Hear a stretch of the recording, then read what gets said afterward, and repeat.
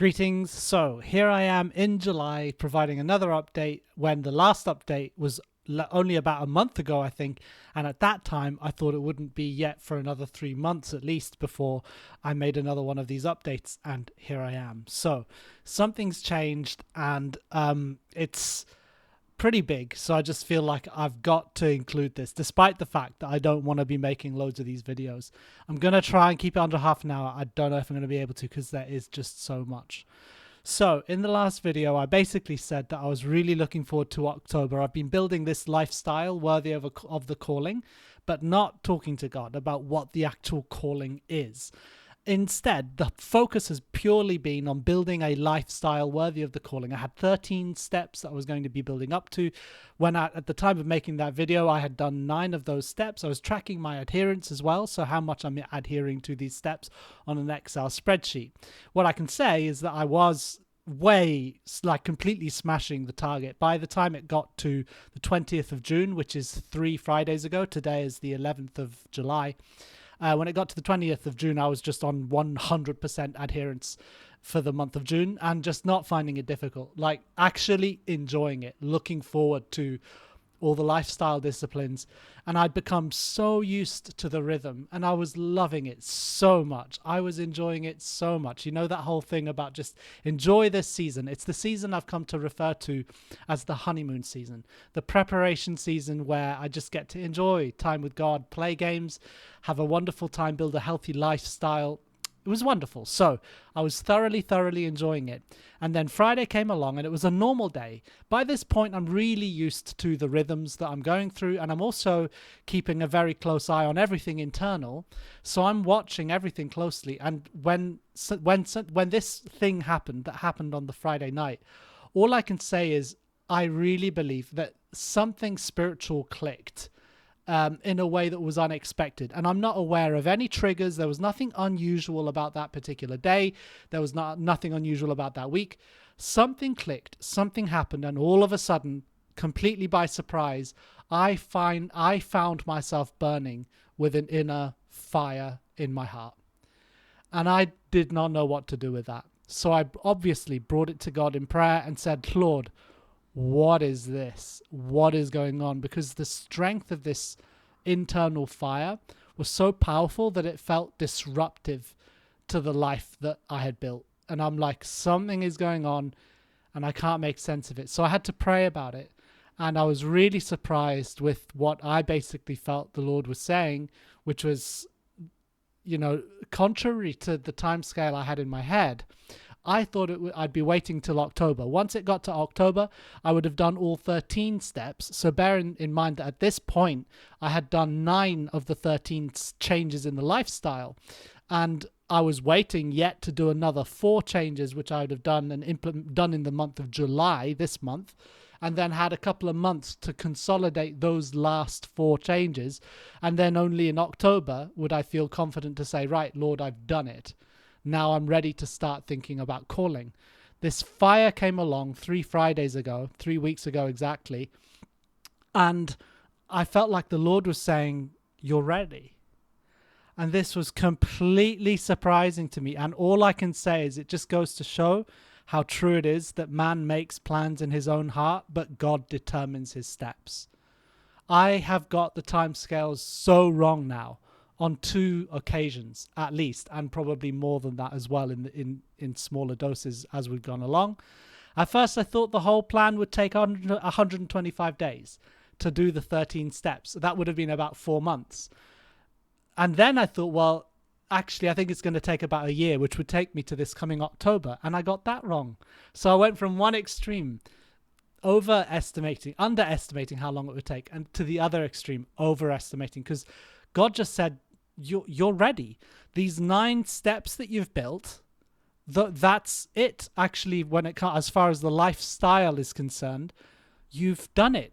That door that has been closed, the door to talk about calling, I've unlocked that door, and that's what you're feeling, because it's unleashed a fire in your heart that the time has come. In fact, it's the sort of Jeremiah experience of, I can't contain this fire, and Jeremiah was like, I have to talk about it. I can't just keep it inside. And it was that similar sort of thing. It is not something that I can just wait around with for 3 months. Like, something has to be done. And the simplest change, really, the simplest way to talk about this change is it's as simple as, okay, now I can talk about calling. And I'll be really honest with you, actually.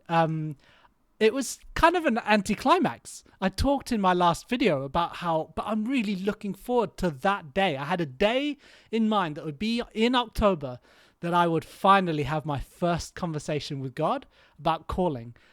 And obviously I'd done that. I'd set all my expectations based on my own time scale. God can say whenever he wants, he's like, no, I'm going to start talking to you now about calling, actually. Remember when you thought it would only be 125 days? Well, that was wrong. But you're also wrong now to say it's going to take you a whole year. So he wanted to start talking to me about calling. And I have to be honest with you, my reaction to this was just completely surprising to me as well. So first of all, there was this feeling of anticlimax. But secondly, I'd been really looking forward to the day that I'd start talking about calling. But something came over me that I just didn't expect. I found myself completely overwhelmed, completely like I am not ready to handle this, and also just deeply, deeply sad. So you know how they say youth is wasted on the young? Well, they say that because when you're young, you've got plenty of time and no responsibilities, but you don't have the maturity to know how to really enjoy yourself and make the most of all of the time that you've got. Then when you're older and you finally have that maturity to really know how to enjoy yourself, you don't have the time to enjoy yourself as much as you did when you were young. And you don't, and you've got a bunch of responsibilities as well. So that's why they say youth is wasted on the young. And I got to live 9 months basically getting to have my cake and eat it, having the maturity to know I really know now what I like and what I don't like. I know how to have a good time, enjoy myself, and I had loads of time and no responsibilities. So when all of a sudden God's like, in a way, and this is the reality, in a way it's like God's like, the time has come, my son. I'm calling you to battle. You're being drafted. Like, that was really painful. And all of a sudden, it's like the reality of the fact that it's a spiritual war I'm going to be entering into hit me. And I couldn't believe it. I was overwhelmed. And Mel was with me, and I just cried like a baby in her arms. I've not cried like that for a really long time. It takes a big disaster in my life for me to really bawl my eyes out like that, up until this point anyway, that's how it's been. And so I'm like, wow, this is such a huge change, and I didn't expect it. On the other hand, it really encouraged me to think, okay, so this is real. I'm not making this up. Even for a skeptic to claim this is all just psychological stuff going through your head, I'm like, that's a stretch for me. Even if I put my skeptical hat on, this is surely God. This is surely he is changing things, and he's calling me now into the fray, and he's sobering me up, making sure that I don't just have a rosy, happy clappy picture of what it's going to be like. He's like, well, now, so if in the previous season, the undergirding verse in my life had been to build a life worthy of the calling, this next season would be a season of transition, and the verse that would underpin it would be count the cost. Think about what I'm calling you to, speaking from God's perspective. Think about what I'm calling you to, and if you really feel ready to do that. What would then follow would be a really intense 3 weeks. So I said that this happened 3 Fridays ago. It's since then I have been on the biggest whirlwind roller coaster, of my life, probably just spiritually, zooming from one extreme to the other. On the one hand, thinking, okay, so God wants to talk about calling. That doesn't mean that gaming's out of the window. It doesn't mean that I must now launch myself 100% into the calling stuff. I can still enjoy closing off the honeymoon season. Then there's another approach which says, the time is now, go 100% with all that you've got. And I was really struggling to figure out, well, which one is it? Because in a way, I've always had this, well, not in a way, I have, in fact, always had this since last October, gradual approach. And it's been that gradual approach that I have to thank for the fact that I've overcome so many villains in my life. So there have been villains that have accompanied me ever since I was young that I've been able to overcome thanks to this more gradual approach. So I had 5 villains, or you could say I've had to fight 5 demons. There was my diet, my exercising, control over my finances, control over my sexuality, and my energy levels. Things like sticking to commitments and basically having energy every day. I had conquered in each one of these areas to a phenomenal extent. And I had the gradual approach to thank for that. So I was really nervous at the suggestion that I am now ready to dive headlong into calling. And if we think back into, it was May that I had this massive review and praying about, well, what's that going to look like when I transition from mainly gaming into a time of prayer? At that point, I was full on thinking it's going to be a gradual thing. But when I think about, it's been really good to be clear in my mind about the distinction between what God said and what I said. I never felt like God was saying it would be a gradual transition. I don't think I ever really believed that. I kind of just, all I felt him saying was, don't give the thing up that you really want to do, gaming, in order to do something that you don't want to do but feel you have to do. Prayer.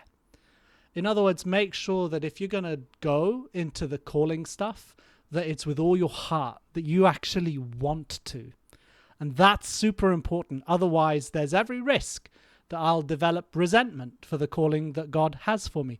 So for all these reasons, the idea that there's going to be this sudden jump, this radical jump, felt really alarming and threatening to me. But at the same time, I'd think it does kind of make sense. You see it in Scripture. Jesus just says, come and follow me. Now, there are loads of examples of the sudden approach applying, and we don't see maybe as much of the gradual approach because that tends to be fairly silent. That perhaps happens in the gaps which Scripture doesn't talk about. Like the gap which Paul had after his conversion of about 2 or 3 years, which is completely silent. He was probably quietly growing and being prepared for the ministry that was up ahead of him. We don't read about that though, but I'm sure it was there. So both, I'm quite positive, the gradual and the sudden, there's precedence for both in Scripture. So then that was my question. Over these last 3 weeks, I was flitting violently from the one extreme thinking it's still going to be very gradual to the other extreme thinking, no, the time is now and I need to absolutely launch myself into it. So which one was it? And at first I had, what I'd like to think of this as Jim Carrey in the movie Liar Liar, where at one point, he's forced due to a mechanic in the movie to always tell the truth. And he's a lawyer who lies to win cases in court. And he's in court and he has to lie to win the case. And the only way that he can think of getting out of his predicament, because he's going to lose the case given that he's been forced to tell the truth, he can only think, if I can get a continuance and not have to do this right now, then maybe I can win it in the future. And so he goes into the men's room and he beats himself up. The judge then sees his condition and says, what on earth happened to you? And he truthfully replies, I was beaten up by a madman. And it's funny because obviously he was beaten up by himself, so he must be telling the truth. So the judge then says, oh, well, I've got no choice but to grant this continuance. And Jim Carrey's like, yes! And then the judge asks this harrowing question. He says, unless, of course, you feel like you are able to proceed. And you just see horror dawning on Jim Carrey's character's face as he realizes, yes, I can actually still proceed. And I'd like to think of the bit when he goes, yes, as me thinking, I can probably still carry on with the gradual approach and do a gradual transition into the calling.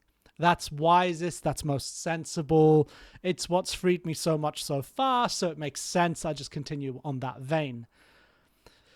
But this question, unless of course you feel you can now dive headlong into calling, the answer to that is yes, I can. Yes, I can. So I can. But clearly, if I had Jim Carrey's reaction, I didn't want to. And remember, back in May, I did feel like the Lord was saying it's important that when the time comes, you actually want to.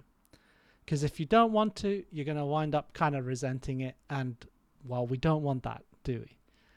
So the battle over the last 3 weeks has been to figure out, do I actually want this right now? And no, God didn't offer any kind of platter with the solution neatly arranged on it. I had to figure that out, and that was really, really difficult. So to cut to the chase, here's the conclusion. I'm not only ready to do it, but I want to do it. I want to do it now.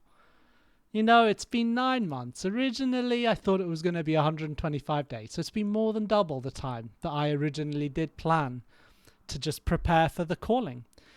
And what's really interesting is that actually with these last 3 weeks, you know what? All the villains came back. You know, so lust in sexuality, lack of control with finances. I've given up the exercising. Maybe you can even see I've put on a little bit of weight. You know, I've lost control. All the villains came back. And funnily enough, gaming, which had been my ally, sort of turned and became a villain and fought against me, you know, like so sad, right? You know, it's like this big, intense battle in my soul. And I realized another thing, which is worth mentioning. I've been saying that verse about building a life worthy of the calling undergirded that last season, the honeymoon season. And I think it really became about lifestyle. But the verse actually says to build a life worthy of the calling. And that's obviously deeper than lifestyle. What I realized, what I've been doing these last 3 weeks, I think all those villains, I think maybe they even are demons. I don't know really, but it's like they all came back. And I think it was my own flesh, like my own sin, was fighting for its last breath in my life. Because at this point, during those 3 weeks, it's not just, we know now that I can absolutely smash the lifestyle out of the park. I can hit that 100%. It turns out I only really needed 9 of those changes for a lifestyle worthy of the calling. And the other 4 changes, because I planned 13 changes, they'll become more like a buffer, something that I can or maybe will or won't do, perhaps depending on whether I'm really launching into a season of concentrated prayer. Who knows? But it turns out that only 9 of those changes were truly, truly necessary.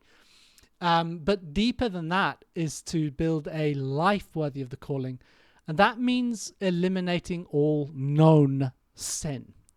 And so in the previous video, I talked about how the fact that I've got a theology that I actually said it was complicated.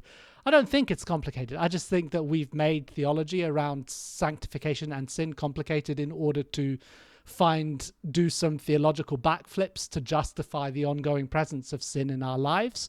And that actually the Bible makes it really clear we are to eliminate sin really quite completely. Like that's basically the goal. And to keep it theologically simple, I like now to use the words of John Hyde. He says that it's about, and John Hyde, by the way, he's referred to as the praying missionary. At the time when he was praying, it was an area in the Punjab region in India, which I think is now actually in Pakistan. But he was known as the praying missionary. And he said he went through a phase, I think it was a couple of weeks, but then it turned out, I think, something like an 8-month period when by the end of which he really felt he had eliminated all known sin. And I feel like that's basically what these last 3 weeks have been about. Like it's been about eliminating all known sin and coming to a place where actually once all known sin is gone, I'm absolutely ready for the calling. And when you're really ready, why not? Why not? You know, if you built the life for it. And that's when gaming sort of became revealed itself to be slightly, whilst I do still think it was a wonderful thing and I don't resent that I did it at all. And I look back at my gaming time, my gaming months very fondly. I do think an unhealthy attachment was revealed in that it became a villain. And the gaming isn't the problem in itself. I would say, really, the gaming is more like a symbol for all entertainment, all of it. Whether it's, TV, Netflix, or YouTube, TikTok, or whether it's playing games or even reading entertaining books like fictional books, I am done with entertainment now. I am done with it. Goodbye, good riddance. And something has occurred to me in this emptying of my life from all known sin. Something has occurred to me which is simply that the Lord shall be my portion. That's become, I suppose, maybe the phrase for the next season. The Lord shall be my portion. Now, I said that there'll be a sort of a buffer with these other sort of 4 steps, which mainly just involve no longer having a cheat day on Fridays, but maybe just one cheat meal. Honestly, and then it also involved cutting down my consumption of tea.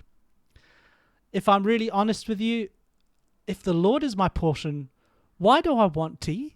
Sorry, why do I want that? The Lord is my portion.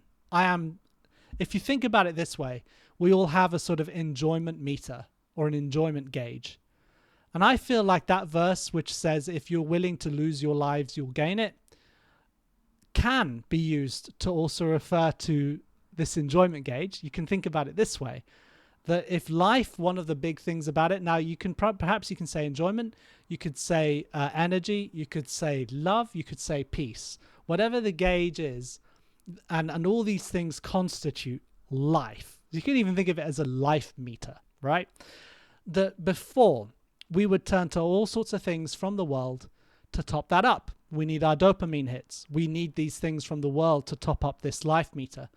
Really what the Lord is saying is, if you're willing to make me, as in God, the sole topper-upper of that life meter, then I will ensure that meter is always fully topped up. And the one of the most prominent ways that sort of manifests for me is just enjoyment. And it could be, like I said before, life is constituted of many things, like peace and absolutely love. And in fact, love is the most important one. So the promise is we can be filled and topped up with life to overflowing constantly. But there is a bit of a condition. Make the Lord the sole primary supplier of that resource to you. Which is a really scary thing to do, because it's like, well, look, if I'm not going to get all these, if I'm going to give up all these other sources of my enjoyment and life, I'm a bit scared now. Lord, are you going to do it? Are you faithful to your promises? And of course the answer is yes, he is. So I say I've got this buffer of 4, different steps that I may or may not do, depending. But in a way, I think I'll probably wind up just doing all 13 steps all the time. Because why wouldn't I? Because the Lord is my portion and I'm fully satisfied. And I want for nothing, which is a wonderful little phrase we sometimes see in scripture. I don't want for anything. I lack nothing. And that's talking about my inner condition. I don't need movies. I don't need cups of tea. And here's a really big one, which is great. Why do I need to go on holiday even? Why do I need to pay loads of money to go all the way to the Grand Canyon when I can just close my eyes right here, right now, or even just close that door and in the presence of God see something even more wonderful for free? Why would I do that? So this whole idea of the Lord becoming my portion completely, why would I want to eat nice food? Why do I need cups of tea? The Lord is my portion. And I think that may well become the phrase for this next season, which will be the season of calling, because that's going to involve a heck of a lot of picking up my cross and making sure that I'm going to be following him. And because of that, and because of this confidence that I have that the Lord shall be my portion, I'm actually not going to be doing any tracking. So in the previous video, I said I'm going to be tracking how much I'm going to be praying versus how much I'm going to be gaming. Well, first of all, if it's an instant transition, like just a dive into this calling, there's no reason to track because the assumption is it's 100% now. Like it's 100% calling, 0% gaming, right? So what are we tracking? And it should be absolutely just 100% adherence as well. So yeah, technically there's a buffer where I can still drink 2 cups of tea a day if I wanted. Will I do that? I think there's going to have to be some reason for it. So now I'm not going legalistic and saying I'll never drink a cup of tea again. I will never eat a nice tasting meal. I will never watch a movie. Of course not. It's just that I don't need to. I don't particularly want to because I already have everything that I need in the Lord. So if he gives me some extra reason to, for example, as a celebration, maybe on my own, but probably most likely that will be with other people, then sure, I will still do those things. So yeah, there's not going to be any tracking. And the point is right now, I'm diving headlong into calling. That's what I'm actually going to be doing. And so what we'll do is probably the next big video like this. Well, I need to do a separate video to this one because I'd like to actually talk about what the calling is. And I've just realized there's no way I can talk about this transition and the calling. The transition and describing that had to just be one video. The calling will be a separate video. So I'll do that alongside this one. And then the next big update is going to be so exciting because that's going to probably be something like, okay, so I've done 4 months on the calling. I've done 6 months on the calling. Let's have an update and see how it's gone and see what the struggles have been, if there's any fruit or any breakthroughs. And that just means it's begun right now, which is super exciting. So you can see now that although it's been a really rocky road, I got to the end of it with full excitement. I want to do this. I was sad to leave the honeymoon phase behind, but actually I'm glad to be leaving it behind and I'm ready for the next step. So there you go. That is the update. Thank you for listening. And I will now do a separate video, which I'll link in the description, as to exactly what the calling itself is. All the best. God bless. Thanks for watching.